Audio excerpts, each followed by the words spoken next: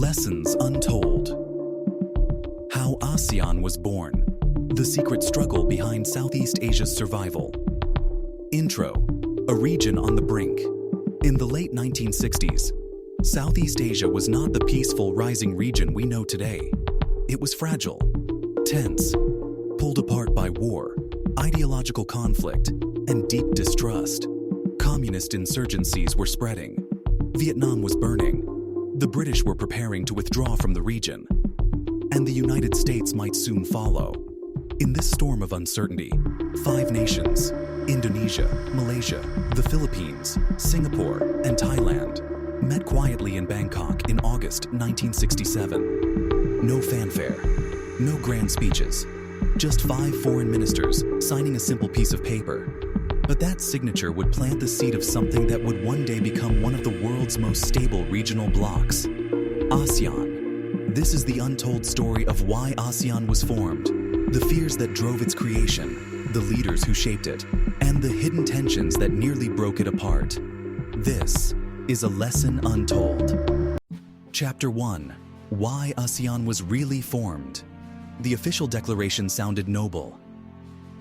Accelerate economic growth, promote social progress, build cultural cooperation, maintain peace and stability.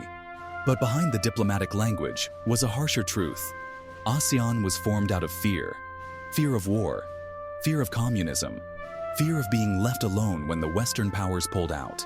Each country joined for its own urgent reason. Indonesia.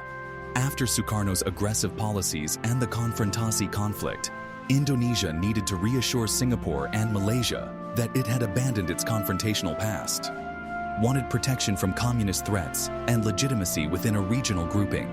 The Philippines wanted a diplomatic stage to push its claim over North Borneo.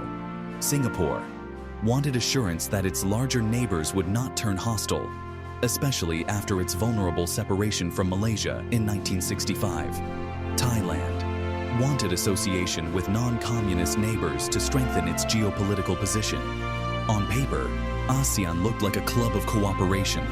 In reality, it was a survival pact. A small group of vulnerable nations trying to stay alive in a dangerous world. Chapter 2. The first 10 years. Distrust and slow progress. ASEAN did not suddenly work miracles. For an entire decade, progress was painfully slow. The nations did not know each other well. Old suspicions lingered. Political systems differed. Economic priorities clashed. It took 10 years for ASEAN leaders to develop trust, and for one reason. They finally realized they had a common enemy.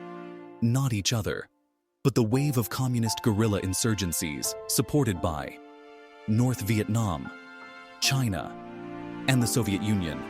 If any ASEAN state collapsed to communism, the rest might fall like dominoes.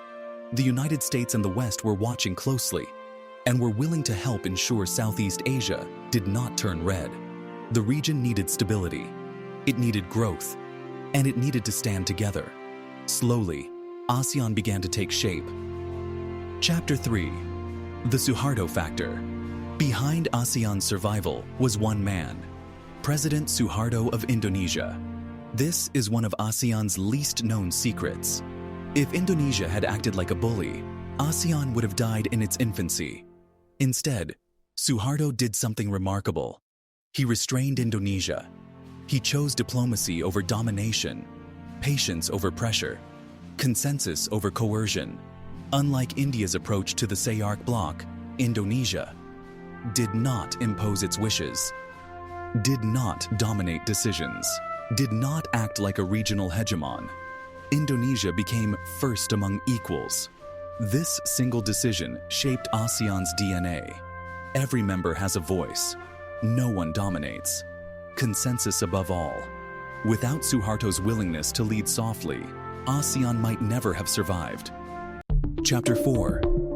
ASEAN's big problem. Lots of talk, little action. By the early 1970s, ASEAN looked united, on paper, but Kuan saw the truth. In 1972, speaking at the 5th ASEAN ministerial meeting in Singapore, he criticized the growing gap between talk and action. Every year, 100 to 200 proposals. only 10 to 20 implemented. Too much diplomacy, not enough delivery. ASEAN talked about economic cooperation, but each country protected its own industries. Free trade. Not yet. Joint projects. Rare. Unity. Mostly symbolic. The region needed a wake-up call. Chapter 5. The Fall of Saigon and the Rise of Fear. That wake-up call came suddenly in April 1975. Saigon fell to the communists. South Vietnam collapsed. A communist Vietnam emerged at ASEAN's doorstep. ASEAN leaders saw their worst fears coming true. If Vietnam fell, who was next? Malaysia, Thailand, the Philippines. ASEAN needed stability. Fast. Economic development became a matter of national security. If governments could not provide jobs and growth, insurgency would spread. This was the moment ASEAN realized cooperation wasn't optional, it was essential. Chapter 6. Bali, 1975. The push for economic unity. In September 1975, Kuan met Suharto in Bali. He argued that ASEAN needed economic targets, trade liberalization, tariff cuts, and eventually, a free trade area. Suharto seemed open to the idea. But back in Jakarta, Indonesian technocrats pushed back. They feared, if we open too fast, Indonesia will become a dumping ground for ASEAN goods. Their young industries were not ready for competition. And so, Indonesia said no to free trade, for now. Still, ASEAN pressed ahead with what mattered most at the time. Our unity, solidarity, a common front against external threats. Chapter 7. The First ASEAN Summit, Bali, 1976. The first ASEAN Summit in Bali in February 1976 was a political victory. The world saw ASEAN standing together in a time of uncertainty. For Suharto, this summit was also a chance to strengthen his international image, especially after criticism over Indonesia's occupation of East Timor. But Kuan noticed something important. Suharto was uncomfortable at big multilateral meetings.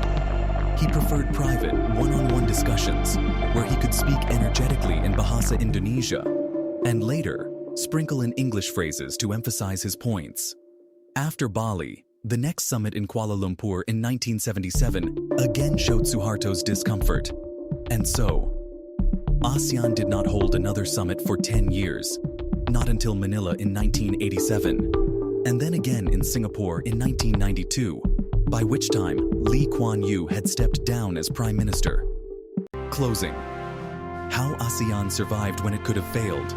ASEAN was not born in confidence. It was born in fear, in uncertainty, in the shadow of war. It was shaped not by perfect unity, but by crisis, distrust, and the need for survival. Its success was not inevitable. It took 10 years of relationship building, Suharto's quiet but steady leadership, Kuan Yew's push for economic cooperation, and a shared threat that forced the region to work together. Today, ASEAN is often seen as slow, cautious, and consensus-driven. But that is by design. It is a structure built to hold together nations that once feared each other. Nations that survived by listening more than arguing, cooperating more than competing, and building trust brick by brick. The real story of ASEAN is not about treaties or summits. It is about how Southeast Asia learned to stand together, not because it wanted to, but because it had to. And that was a lesson untold. If you found this story eye-opening, subscribe for more stories that reveal the lessons hidden in plain sight. This has been Lessons Untold. Relax, review, reflect,